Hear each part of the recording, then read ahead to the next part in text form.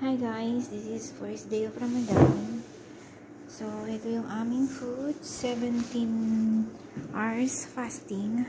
So, meron tayo dito sambusa, laham or meat. Yan. So, this is triangle sambusa.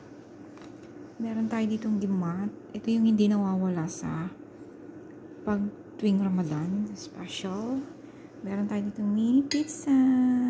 Ayan. Meron tayo ditong salad.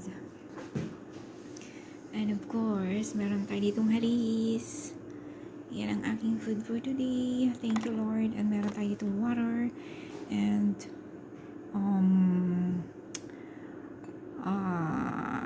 asir or juice.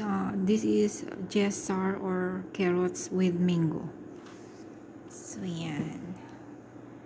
This is first day of Ramadan.